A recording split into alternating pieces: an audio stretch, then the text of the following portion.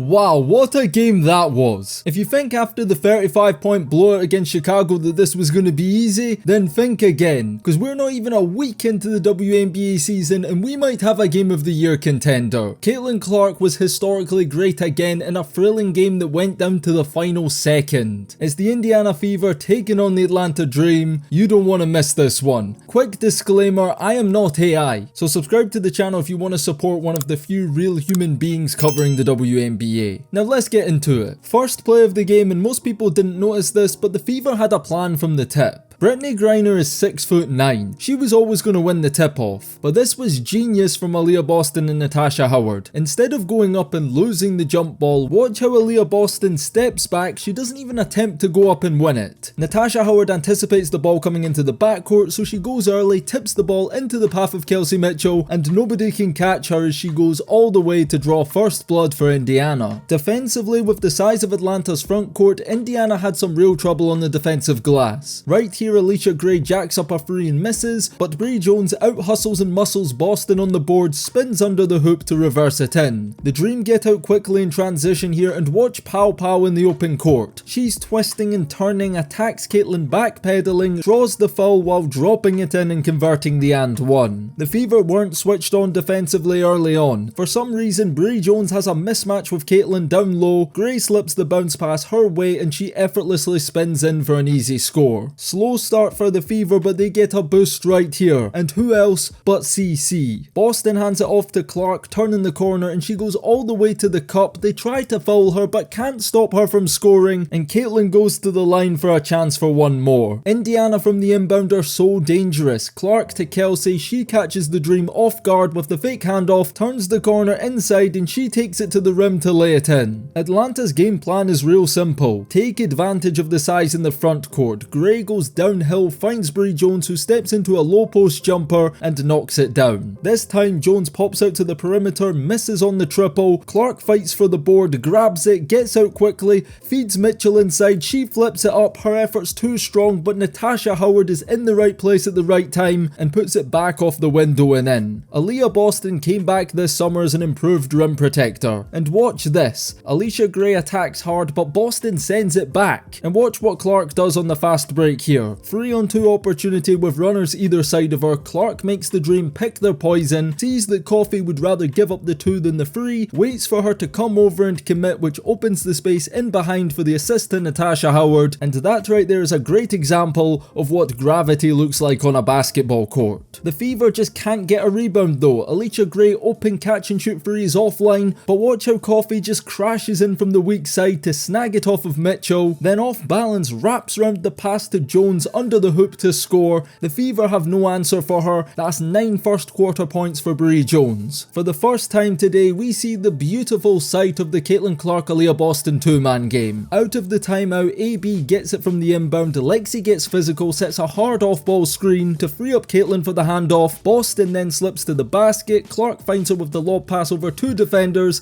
and AB does well to get it up out of her hands quickly and finish with the taller Griner within close proximity. Fever gaining some momentum here, rebound falls Clark's way, and on the break, instead of forcing the issue, Caitlin is patient. Lexi cuts backdoor on Howard, and look at Lexi. She's unfazed on the hard foul, flips up a circus shot off the glass with the offhand for the and one. That is why every team needs a Lexi Hull. Fever make an adjustment defensively, send double coverage down low, trying to stop the entry pass to Griner, and they pay the price for it, because Aliyah Gray is left wide open on the wing with all the time in the world. She squares up and drills the trifecta. I think Aliyah Boston is about to reach another level this season. Clark goes to the bench for a breather and AB takes over. High post with Bree Jones, Aliyah faces up, puts the ball on the floor, spins over her left shoulder and drops in the jump hook from close range. She's becoming unstoppable in the paint. Speaking of unstoppable, what are you actually supposed to do with Brittney Griner? Similar situation, high post back to the basket, Griner goes to work. Dantas actually does very well to contest the shot, but Griner makes it look effortless and banks it in. That skill at that size is exactly why she's a 3-time gold medalist. Into the final minute of the first, Atlanta still having their way on the interior. Bonner and Jones, the two former teammates, going at it, but Jones wins the matchup, stepping through and wrapping it in from down low. She's 5 of 6 from the field, and the Fever have no answer for her. Once again, the Fever are punished for not boxing out. Pau misses the free, rebounds tipped, Clark can't get a hold of it, Griner tips out to Howard, extra pass to Aliyah Gray, and her free from the top of the key is good. And this would have been a double-digit lead for Atlanta going into the second quarter, if not for number 22, who refuses to back down. Clock winding down, CC gets the switch on Jones, takes advantage, goes left, off the dribble, shoots a high arcing free over a defender, and she hits it from the hash mark. Spoiler alert, it won't be her last. Slow start to the second quarter with both teams going scoreless in the opening 2.5 minutes, and then finally someone puts some points on the board. Ryan Howard in a triple threat situation takes Bonner off the dribble, strong side drive, downhill hangs and finishes on the finger roll. 6-minute mark and Indiana are still scoreless in the second, but that's about to change. Howard's free ball is short, Clark gets the rebound, pushes the pace, throws a bounce pass ahead of Mitchell, who wins the race to lay it in soft for another Caitlin assist. Basketball is just too easy for Brittney Griner. Watch here, she gets strong position down low on Turner, receives the lob pass and just puts it in from close range. The Fever are flat right now. On this play, the shot clock's winding down and the Fever need something quick. Lexi feeds Howard into the post and she does what she does best. Howard on Howard, Natasha backs her down and gets the friendly roll on the left-handed jump hook. How many times am I gonna say this? Fever caught sleeping defensively again. Ryan Howard uses the screen to beat Lexi off the dribble, penetrates, kicks out to the corner, and Walker Kimbrough splashes the triple home. But what always happens when the Fever give up a free? They get it right back courtesy of CC. Clark gives it up to Aliyah, then fakes the down screen for Lexi. DHO with Boston, sees daylight, gets it up, going left with a hand in her face, but it doesn't matter. CC coming to life in the second quarter though. Clark running the point, creates the angle, Kelsey cuts backdoor and Clark cuts the dream apart with a perfect pass inside to Mitchell for the score. They are the best backcourt duo in the W, there is no debate. But what's killing the Fever is the defensive awareness. This time it's a rare error from Lexi Hull. She switches off, loses track of Howard, who relocates and fires from the top of the key, and she drains it. Defensively, the Dream are making Caitlin work for everything on offense, but that doesn't mean they can stop her. Clark puts the moves on Howard, is able to shake her on the drive, gets a tough shot up from the mid-range, and cashes in for 2. Caitlin Clark is getting the Steph Curry treatment. Ryan Howard is following her like a shadow. Boston sets a blind screen to free her up. Caitlin relocates to the wing, and with the closest thing she'll see to an open shot all night, she makes no mistake and delivers. Final play of the half is a 4-point game. Fever playing for the last shot. Clark waits for the screen. Boston gets Howard good, slips into the mid-range, receives the pass from Caitlin, gets her shot up and in, and going into halftime it's a 2-point game. Third quarter starts and right away the Dream make a statement. Ryan Howard shakes Bonner out of her boots and hits a smooth step back free. And just watch this. Howard misses the free, Jones gets the rebound, and pause on the screen right here. I can count 1, 2, 3, 4 Fever defenders. Someone tell me where DeWanna Bonner is? How are the Dream able to make 2 passes and still Ryan Howard has all day to take all the time in the world and hit a second free back to back before Bonner can even get back and get a hand up? Terrible defensive effort, and what's even worse is she puts her hand up as if to complain that it was somebody else's fault. Sometimes you just have to be honest. Ryan Howard fries the Fever every time and she just keeps cooking. You'd think after 2 free balls the Fever would make an adjustment and try and deny her the ball. But no, Kelsey is slow on the switch and Ryan Howard gets the shooter's bounce on her 3rd free in a row within the first 90 seconds of the 3rd quarter. Even Caitlin's getting sloppy now. Jones anticipates the entry pass to Boston, intercepts the possession, goes all the way down the floor, passes it off to Gray who scores, and it's just too easy. Finally someone steps up for the Fever and this time it's Aliyah Boston, taking matters into her own hands. Clark is picked up full court, so Aliyah just casually decides to take it coast to coast. Looking like a guard at the centre position, she crosses past Jones and scores through contact over Griner and 1, and she converts the play. I'm getting really sick of Brittney Griner. Every one-on-one is a mismatch. She backs in on Turner, rises up for her shot and gets the roll to go. Finally some effort from Indiana. Gray loses control control of the handle, Fever players swarm the ball, take it away, get out quickly in transition, it's 3-on-2, Mitchell finds Clark, quickly gets it back to her, open 3 and Kelsey Mitchell connects. Little spark here from the Fever. Aliyah Boston waits for Clark, fakes the dribble handoff and goes right at Griner. She does well to stick with Boston and not bite on the fakes, but Aliyah is just too good and cuffs it in from down low. Fever take a gamble defensively, sending a double at Jones, and they pay the price for it. Hillman gets in on the action with a free, and the Dream's lead just keeps extending. But Indiana won't give up. Clark trying to get open, probing, stalls, finds Lexi in the mid-range, her jumper's too strong, but Aliyah Boston asserting her dominance, grabs the rebound and leaning back somehow gets it to go, and it's all net. Caitlin Clark thriving off of the energy in the building, gets open from another blind screen from Boston, takes what the defense gives her, attacks Griner in drop coverage and knocks down a step back jumper from the elbow. Speaking of the elbow, Kelsey Mitchell gets one right there too. In the pick and roll, gets to her spot and she also hits on a 2-point pull-up jumper. And with CC on the bench, she's keeping the Fever afloat. Watch how she sets up to use the screen like she did on the last play, then quickly shifts gears, crossing Walker Crimble, then beating her off the dribble to the rim for a layup. And who would have thought that Aliyah Boston was the Fever's new point centre? For the second time in the quarter, she crashes the boards and at her own pace takes it coast to coast all the way and flips it up and in over Brittney Griner. Quick disclaimer, when I was screaming my lungs out narrating this fourth quarter, I accidentally grabbed my mic so hard I changed the settings on the mic, so apologies if the audio sounds a bit off. After some brutal eye-bleeding basketball watching the Dream take a million free throws, it's finally fourth quarter time, and here's where things get serious. Atlanta lead by 11, but everybody in the building knows that the Fever's run will come, and they get off to the perfect start in crunch time. Boston's flip shot, end of the shot clock, rims out, it's chaos inside, but Lexi Hull is first to react to the loose ball, retreats to the 3-point line, composes herself and hits a huge triple for Indiana. Maria Caldwell getting busy, puts the moves on Mitchell, then knocks down a difficult turnaround jumper for 2. Fever from the inbound, Clark and Boston 2-man game, Caitlin blitzed on the second screen, goes behind the back to Boston, who puts the ball on the floor and somehow gets her body in front of Jones, clearing the way for a wide open layup. But Bree Jones gets that right back. She spins out of the post, goes baseline and reverses it in from a tough angle off the window and in. But here is where the game flips on its face, and it's Caitlin Clark at her brilliant best. She races up the floor, pumps the brakes on Caldwell, behind the back, step back, moving free from long range, and she sinks a massive momentum shifting triple from way downtown. She turns to the home crowd, telling them to get hyped up. The arena is buzzing, and just when you think it can't get any louder in there,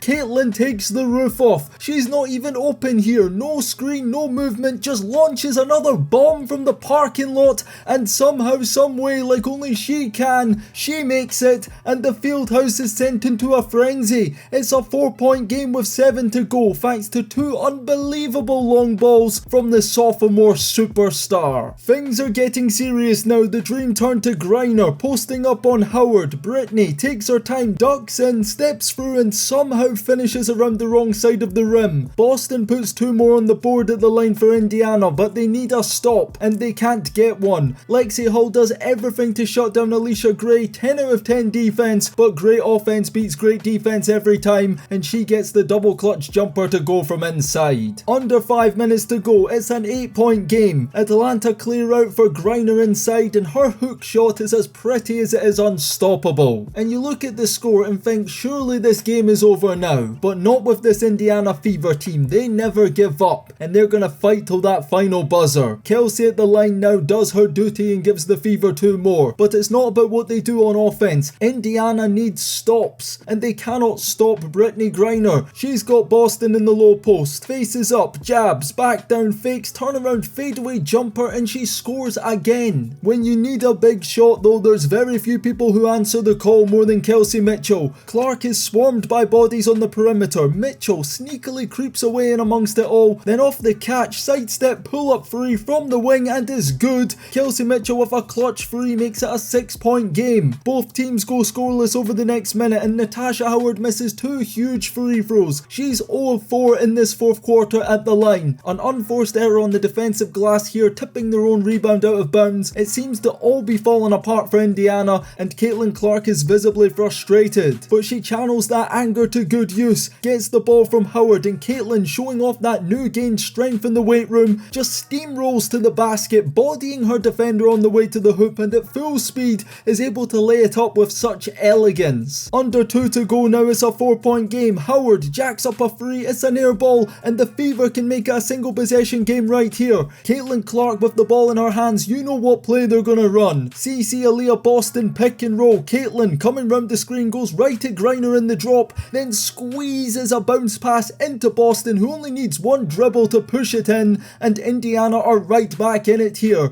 Dream ball into the final 90 seconds. They've gone scoreless and need a bucket. They turn to Jones, clear out on the inside. She's one-on-one with Boston, goes to work on the low block, but she travels. She turns the ball over, and the Fever now have possession and can tie or take the lead on this play. Biggest play of the game so far. Ball in Clark's hands, taking her time, gives it off to Boston. Quick dribble handoff from the wing with Kelsey Mitchell, who turns the corner at frightening speed and at 100 miles an hour is somehow able to scoop it up over Brittney Griner inside and tie the game at 89 each with a minute to go. We're into the meat and potatoes of it now. Atlanta running out of time. Alicia Gray, top of the key, creates separation with the cross, step back three for the lead, misses, and Boston grabs the board. Here comes Caitlin, she races down the floor. Lexi's open in the corner, doesn't get it. Clark settles for a behind the back mid-range step back, go ahead jumper, no, she misses, but Lexi comes up big with a huge offensive board. 30 seconds to go, Indiana reset. Clark and Aliyah high pick and roll. Caitlin slides the pocket pass into Aliyah, she bursts to the basket and is fouled. Aliyah Boston goes to the line with a chance to go up 2, and another massive boost for Indiana as Griner fouls out of the game. All the pressure on Aliyah's shoulders, she steps up and bricks the first one, but comes through when needed most and sinks the second to give Indiana a 1-point lead. 21 seconds remain, Clark is pulled to the bench. Atlanta on the verge of a colossal collapse, but Ryan Howard is able to win the foul, go to the line and convert to put the Dream back up 1. Timeout Indiana, 9 seconds left in the ball game. A chance to win it with the final shot. Caitlin has 27, Aliyah Boston and Kelsey Mitchell both have 24. Which of the big three is going to step up and secure victory for Indiana? What is Stephanie White going to cook up here? Well, I'll let you watch it for yourself.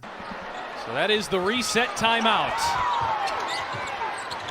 A lot of contact underneath. Clark's got to get it in. She lobs it up for Howard. Howard had it blocked at the rim. Howard pulls it down. Howard's shot is short. Rebound Atlanta. The Fever have to foul here, and they won't get a foul away. And Atlanta will escape with a victory.